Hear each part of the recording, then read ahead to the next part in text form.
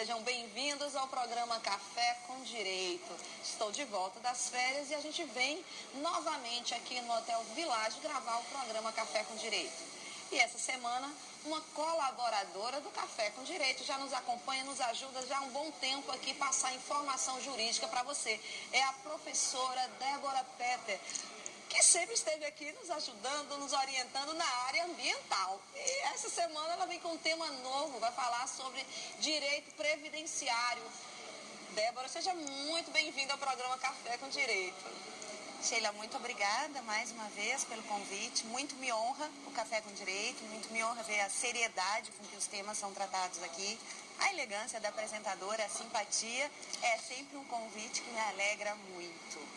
Pois é, e o que de novo no previdenciário aconteceu para fazer com que você venha aqui falar de previdenciário e não de ambiental, já que é o que você sempre gostou e sempre esteve aqui nos orientando? Então, Sheila, o que tem ocorrido no meu dia a dia? O empresariado tem sentido uma nova postura do Instituto Nacional de Seguro Social, ao passo que, quando há um acidente do trabalho, se a empresa não comprovar que usou toda a tecnologia e todos os EPIs, todos os equipamentos de proteção individual, para evitar que aquele acidente ocorresse, a empresa, além de manter o funcionário até então por 15 dias, nós já vamos falar desse prazo, ela ainda tem que ressarcir o custo que o INSS tem em manter aquele funcionário que sofreu um acidente do trabalho. Então, como o direito ambiental ele se divide entre o meio ambiente natural, artificial, cultural e do trabalho, eu trabalho também com o meio ambiente do trabalho, com perdão aqui da redundância. E o que ocorre é que o empresariado sente essa carência de um profissional que ele responda as perguntas de uma forma só, porque para o cliente, Sheila, tu sabes que para o cliente o direito é um só. Nós é que dividimos entre as especialidades que nós mais gostamos. E eu senti essa necessidade, então me aperfeiçoei também no direito previdenciário. Então, não larguei o ambiental de forma alguma, a minha vida é o que eu gosto de fazer, mas no previdenciário como um ramo do meio ambiente do trabalho. Pois começamos o ano de 2015 e aí com mudanças em relação ao direito previdenciário. Vamos fazer um apanhado aí, quais foram as grandes mudanças realmente que ocorreram com essa nova medida provisória? Eu diria que não é propriamente uma surpresa, que é necessária uma reforma na Previdência necessária. A surpresa veio em razão da audácia com que as medidas provisórias foram editadas. No dia 30 de dezembro de 2014, agora, recentemente, a presidente Dilma Rousseff, ou presidenta, como ela prefere, a presidenta Dilma Rousseff editou duas medidas provisórias. Uma delas, 664, de 2014, que se faz uma reforma no regime geral de previdência social e também atinge os servidores civis da União, a gente pode comentar. E a outra que atinge o Fundo de Amparo ao Trabalhador, com 3 benefícios no Fundo de Amparo ao Trabalhador e 2 benefícios na reforma da Previdência Social. Então foram, na verdade, 2 medidas provisórias no mesmo dia, 30 de dezembro de 2014, a medida provisória 664 e a medida provisória 665 de 2014, durante o recesso parlamentar. Olha aí. E a medida provisória 664? Quais foram essas alterações ocorridas? Que, como você bem falou aí, foram audaciosas e algumas até necessárias, né? Sim. Sheila, eu tenho primeiro que informar ao telespectador, especialmente aos nossos colegas, que houve reforma em 6 leis. Mediante essas medidas provisórias, Dilma Rousseff modificou o texto de 6 leis. Eu vou tomar liberdade de fazer a leitura dos números, porque eu não lembro o número delas. Nós temos a 8213 de 91, que fala dos benefícios da Previdência, a 10.876 de 2004, que dispõe sobre a carreira e remuneração dos peritos médicos da Previdência Social, a Lei 8.112 de 90, que trata do regime jurídico de servidores públicos civis da União, autarquias e fundações públicas, então não somente do regime geral, mas também dos servidores federais. A Lei 10.666 de 2003, que trata da aposentadoria especial do cooperado de cooperativa de trabalho ou produção, que aí nós vamos tratar do pescador artesanal. E ainda em relação à medida provisória 665, que fez as mudanças no Fundo de Amparo ao Trabalhador, nós tivemos a mudança legislativa na Lei 7998 de 90, que regulamenta o Programa do Seguro-Desemprego, abono salarial e o Fundo de Amparo ao Trabalhador. E ainda também da 665 de 2014, alterou a Lei 10.779 de 2003, que dispõe sobre o seguro-desemprego para o pescador artesanal. Olha aí, o que é de extrema importância para você que está estudando para concurso, ficar atento a esse tipo de mudança e principalmente qual foi, né, a lei que foi alterada. A lei que foi alterada. Então é importante fazer essas anotações das leis que sofreram alterações. E a partir destas alterações, então eu gostaria de comentar um pouco da matéria que foi alterada, que afeta o trabalhador diretamente. A matéria se refere tanto à pensão por morte quanto ao auxílio-doença.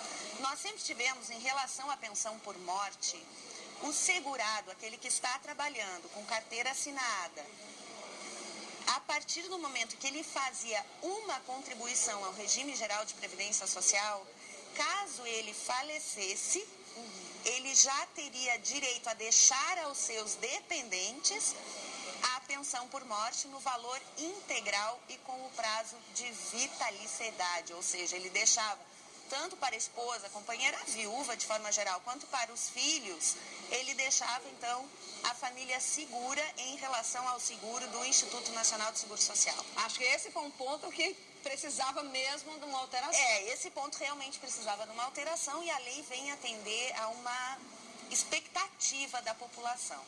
Primeiro, Sheila, o que nós temos? Muitas vezes nós tínhamos situações em que um trabalhador ou até mesmo um aposentado deixava sua pensão por morte em razão de ter feito uma escritura pública 1 mês antes de seu falecimento de união estável com alguém.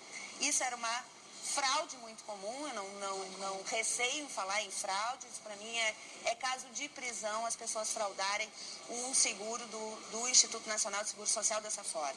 Para evitar que isso ocorra, que essas pessoas, inclusive, se aproveitem da ingenuidade, muitas vezes, que o idoso está submetido até mesmo por carência, abandono de família e outras coisas, e o obrigassem, então, a ou celebrar um casamento, uma união estável, hoje são equiparados, faziam com que ele deixasse, então, esse seguro vitalício, essa pensão vitalícia. Isso realmente não é justo, né? Não era justo. Vamos ter, então, a partir de agora, a partir dessas medidas provisórias, nós temos 3 mudanças em relação à pensão por morte. A primeira, não basta que ele tenha contribuído com uma única contribuição ao regime geral de previdência social. Existe uma carência de 2 anos. Então, ele tem que estar trabalhando com carteira assinada, recolhendo INSS, empregado recolhendo INSS por um período de 2 anos. Quando eu falo empregador, claro, nós sabemos que se o empregador retiver esse valor, isso não vai prejudicar ao trabalhador, mas que oficialmente ele esteja contribuindo para a Previdência Social.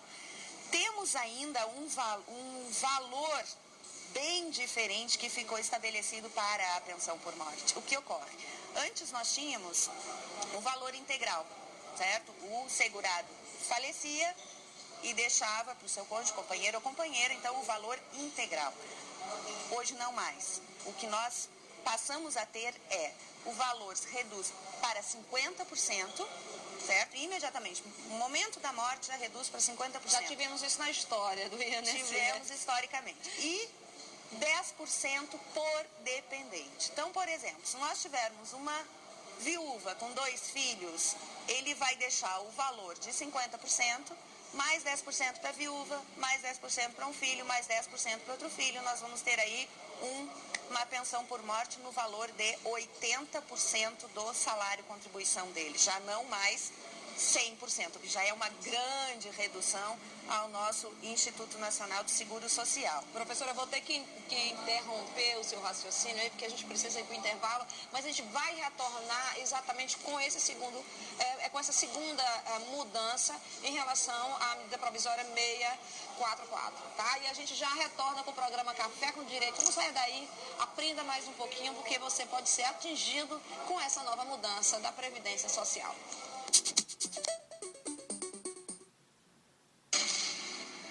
Você conhece a Portaria 117, que trata da nota fiscal eletrônica ao consumidor? A partir de janeiro, as empresas que venham a se inscrever no cadastro dos contribuintes do ICMS serão obrigadas, em substituição ao cupom fiscal, a emitir a nota fiscal eletrônica ao consumidor. ICMC, sistemas de automação, postos de combustíveis e lojas de conveniências. Um incentivo à cidadania fiscal.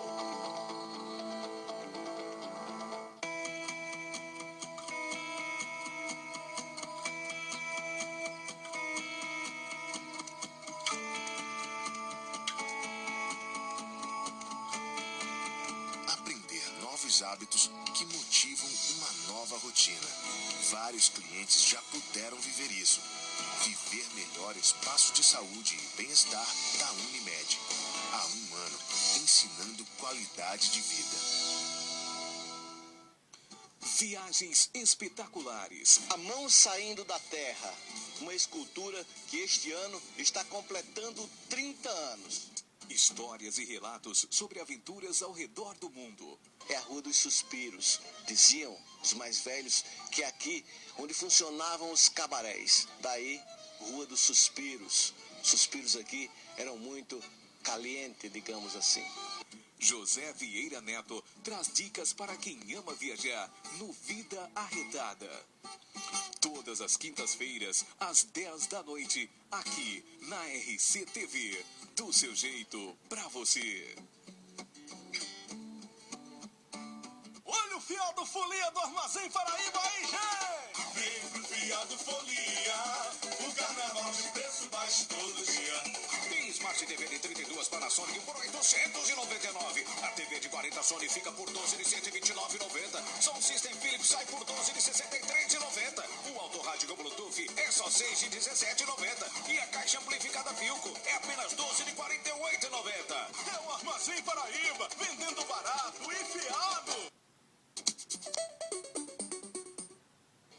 Voltamos com o programa Café com Direito e você, como eu sempre digo, fez uma escolha inteligente permanecer conosco aqui na RCTV, do seu jeito, para você, para aprender mais um pouquinho sobre contribuição previdenciária. E aqui a gente falando na medida provisória 664. Antes do intervalo falei 644, corrigindo, e a professora Débora Petter vai continuar no ponto que eu tive que interromper em relação a essas mudanças. Você estava falando exatamente sobre o benefício, o rateio do benefício. O rateio do benefício. Exatamente, você está falando do rateio, e uma coisa que seria importante aí já seria se quando um menor no meio desse rateio passar a maioridade, ele vai retornar esses 10% para a viúva, como acontece hoje? Não retorna para a viúva, o menor deixa de receber quando completa a maioridade. Lembrando que ainda que ele esteja estudando, não se equipara à pensão alimentícia, então ele deixa de receber e o dinheiro fica, então, para o INSS conceder para outra pessoa. E mais uma importante modificação, que é onde nós iniciamos a falar das fraudes contra o INSS, que muitas pessoas vinham acontecendo, vinham fazendo acontecer. Agora, um casamento, a união estável, para configurar o direito ao benefício da pensão por morte, tem que ter ocorrido 2 anos antes da morte. Ou seja, eu tenho que estar casada ou viver em um regime de união estável há pelo menos 2 anos. Essa, sim, uma dá mais segurança, modificação, sim, que eu gero os meus aplausos.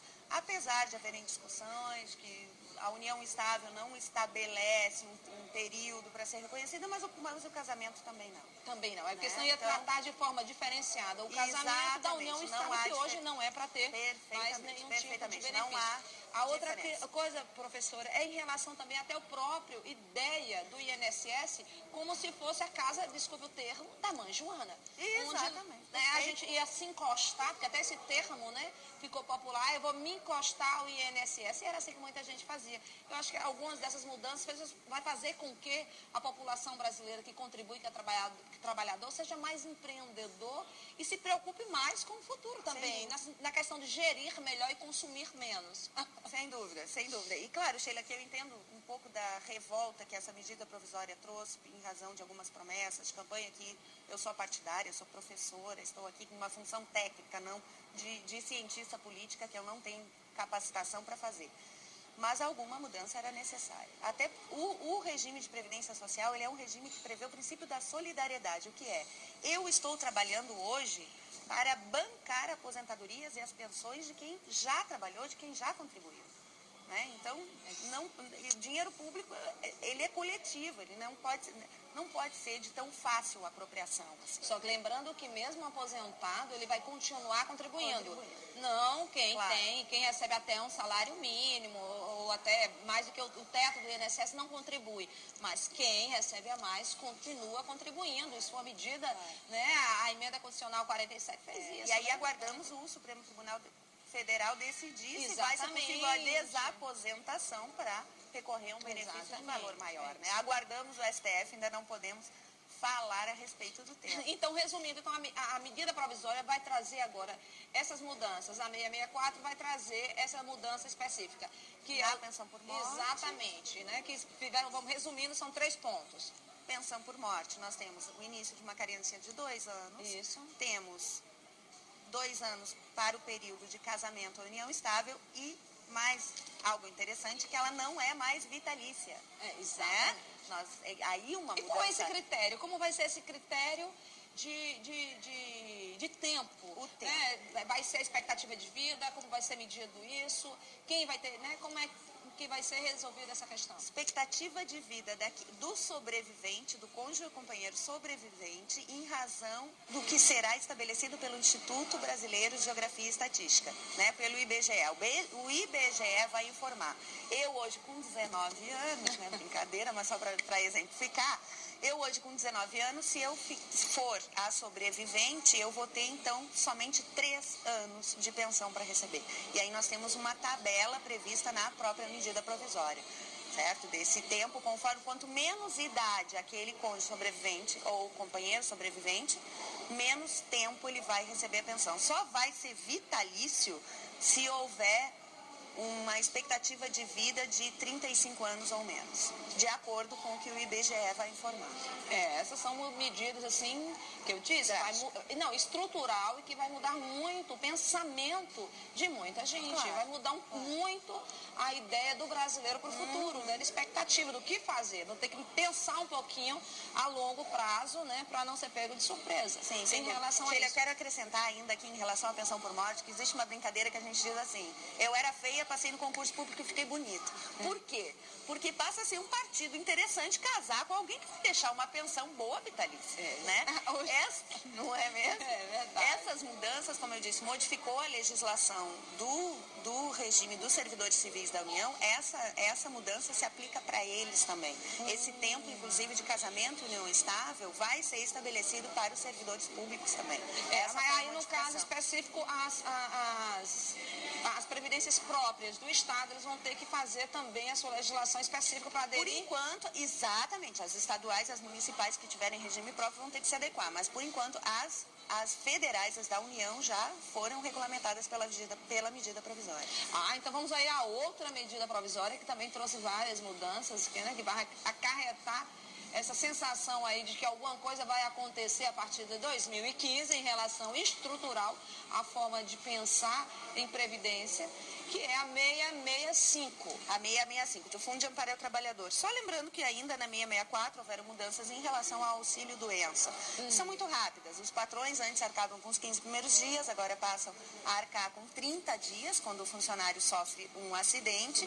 O valor do benefício, que era calculado pelas 80 maiores contribuições, agora é pelas 12 últimas. Então, se o meu salário diminuir no último ano, meu auxílio-doença também vai diminuir significativamente. E muda também o local de realização das perícias médicas. Isso é interessante, que as próprias empresas vão poder fazer, Sheila. As próprias empresas conveniadas com o INSS vão poder fazer. Essa alteração ainda depende de regulamento, né? A medida provisória vai facilitar, não regulamenta. Porque senão, né, a coisa vai complicar mais para o INSS na questão da busca, né? Da busca dos peritos especializados. Isso eu acredito também, aplaudo. Estou aplaudindo essa modificação. Correto. E vamos para o 665. A 665 mudou, então, o abono salarial, o seguro-desemprego e o seguro-desemprego dos pescadores artesanais. Em relação ao abono salarial, nós tínhamos um valor fixo de um salário mínimo e um mês de carteira assinada. Hoje, o abono salarial vai ter um valor proporcional ao tempo trabalhado e vai depender de 6 meses ininterruptos de carteira assinada para poder receber o abono salarial. Ainda em relação ao seguro-desemprego, nós tínhamos antes a exigência para receber seguro-desemprego, dependia do número de parcelas, 3 a 5, continua da mesma forma, mas nós tínhamos o seguro-desemprego, ele passava a ser devido após 6 meses de carteira assinada. Agora nós precisamos, a primeira vez que vai receber o seguro, 18 meses. Na segunda vez, 12 meses. Aí na terceira, sim, é que vai passar um período de apenas 6 meses, continuando as 3 ou 5 parcelas. Em relação ao seguro do pescador artesanal, nós tínhamos antes também exigências de apenas uma contribuição. Hoje nós temos 1 ano de contribuição de exigência. Hoje não, na verdade entra em vigor em 90 dias, mas já considerando a medida provisória. E ainda ele tem que comprovar 3 anos na profissão. Muda também o lugar para receber do Cine e passa para o próprio INSS. Então, mudanças significativas aí também. O governo pretende economizar 18 bilhões somente no ano de 2015 com essa reforma. Com essa reforma, eu acredito que não é só um ganho, sinceramente, se tiver alguém que pensa diferente, traga argumentos, seria interessante, mas assim, você ganha... a contrapartida da população vai ter que acontecer, né? Porque você vê esses últimos aí em relação ao seguro-desemprego era necessário, né? Então assim, a gente espera que com isso não só haja uma economia em relação ao próprio déficit que se fala tanto do INSS para se ter uma previdência mais segura, né, como a cabeça da população. A população em si mude e se conscientize em relação ao seguro-desemprego, né, porque infelizmente, da mesma forma que existia fraude em relação à pensão, o seguro-desemprego gerava também muito. É aquela história de tratar o que é coletivo como se fosse algo que você precisa expropriar. É muito isso, tem muito isso. Tá aí, é de todo mundo, eu vou tentar tirar aqui, como se a consciência não pesasse ao fazer um saque. O que é de todos não é de ninguém, pelo contrário, é de ninguém. Exatamente, a gente tem que mudar um pouco em relação a isso. Mas a gente vai discutir um pouquinho mais, principalmente, sobre quando direito garantido, como é que isso vai valer a partir dessa medida provisória? Quando é que vai entrar? São 2 medidas diferentes, cada uma no seu tempo, né, tanto de edição como de prazo. Fique conosco aqui no programa Café com Direito, que hoje a gente está gravando aqui no Hotel Village. Não saia daí, já a gente retorna com mais informação do mundo jurídico para você com a nossa convidada, a professora Débora Pedro.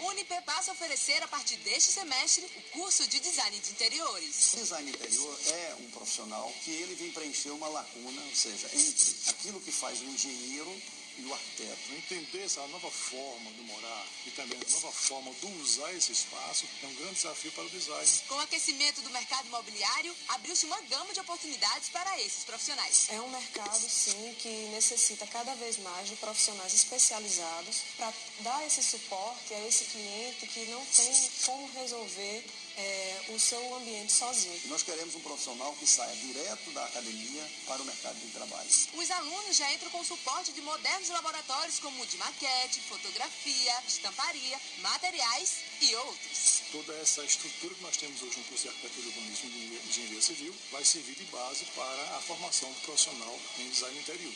Unip, por você, pelo mundo. Viagens espetaculares. A mão saindo da terra. Uma escultura que este ano está completando 30 anos. Histórias e relatos sobre aventuras ao redor do mundo. É a Rua dos Suspiros. Diziam os mais velhos que é aqui onde funcionavam os cabarés. Daí, Rua dos Suspiros. Suspiros aqui eram muito caliente, digamos assim. José Vieira Neto traz dicas para quem ama viajar no Vida Arretada. Todas as quintas-feiras, às 10 da noite, aqui na RCTV. Do seu jeito, pra você.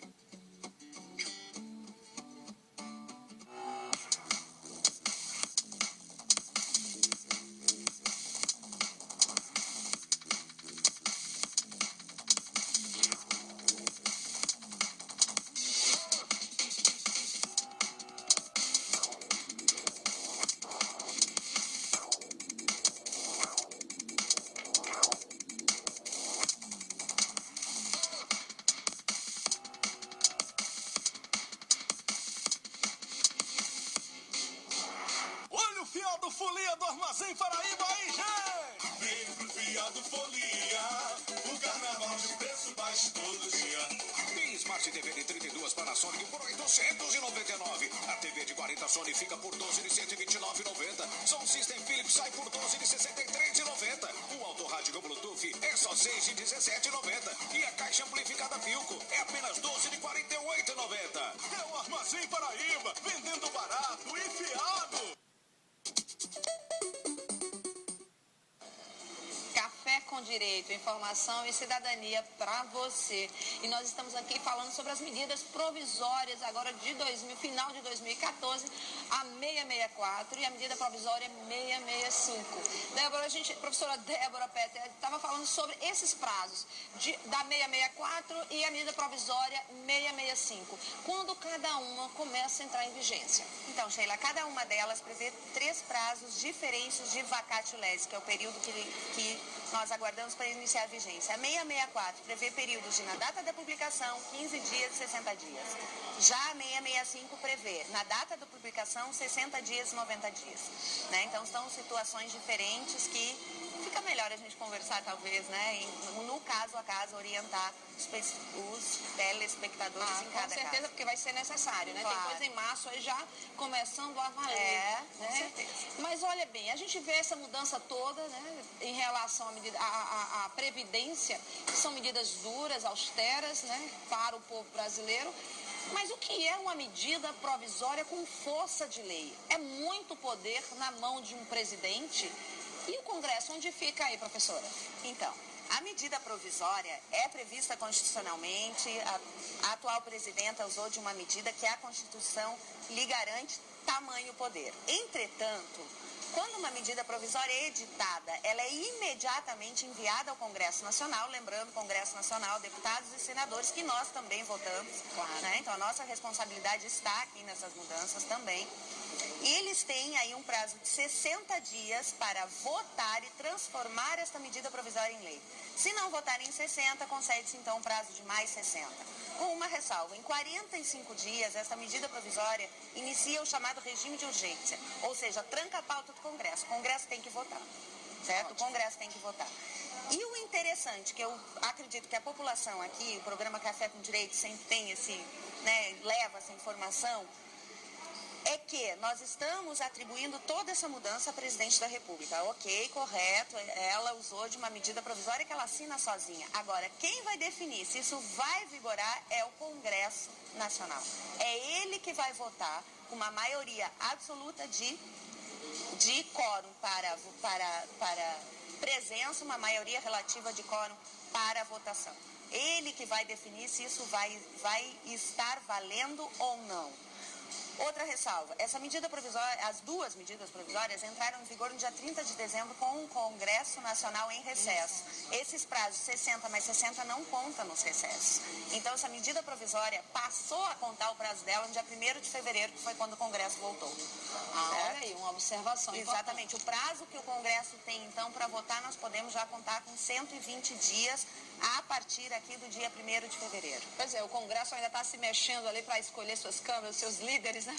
Aí é que a coisa vai demorar mais um pouquinho, mas tá aí, a responsabilidade também é nossa como cidadão, é conhecer essas mudanças, passar a conhecer essas mudanças, né? A partir do conhecimento, fazer suas exigências na medida que você não considera ela justa ou injusta, e aí a representatividade. Nós vivemos em um país democrático, não é só nas urnas que a gente faz democracia, e sim nesse processo de representatividade diante do seu legislador, né? Em quem você votou, alguma associação que chegue até o seu deputado ou até o seu senador. Tem que reivindicar, indiscutivelmente. Tem que acompanhar o voto dele, não gostou da medida provisória, acompanha o voto e verifica se o teu deputado e o teu senador está votando contra ou a favor.